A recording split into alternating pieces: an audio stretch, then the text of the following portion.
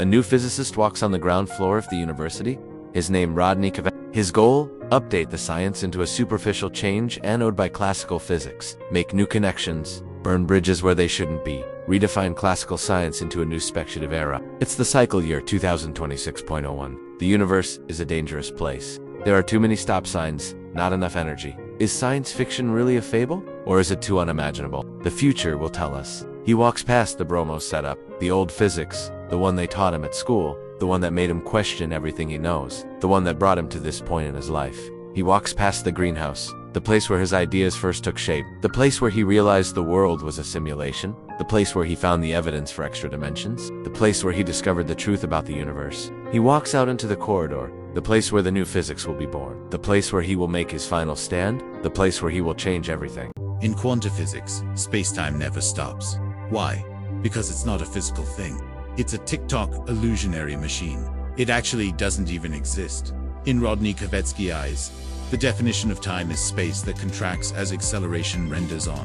By doing this, time is mobilized. You can journey forwards in time to your destination, and travel backwards in time in your ship, and journey a very, very short cut in time to reach your destination. Infinite mass does not exert any gravitational pull. If we were to imagine a scenario where an object with infinite mass were to collapse in on itself, it would create a black hole. And if we were to continue to accelerate that object, we would eventually reach a point where time itself would cease to exist.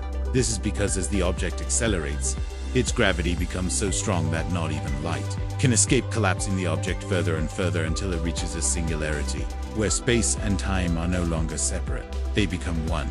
This is the point of infinite density, where all of the mass is concentrated. Why does an infinite mass show itself?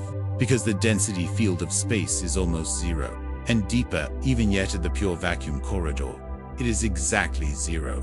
At space's low-density realm, there exists no gravitoric interference or interactions. Unlike Earth's 1-gram gravity field, the space field density gravitation reads zero. In finite mass, it cannot be more. This is the proposal of the quantum physics framework. It's true, but little is published about the zero vacuum field. But now, it is. There are two reasons why the vacuum field has not been observed yet. The first one is that the human body is not adapted to such a low-gravity environment. Our bodies would start to fall apart. The second reason is that we cannot shield ourselves from the Earth's gravitational pull, and so we have never been able to create a true vacuum bubble around us. However, with the help of quantum physics, this can be done.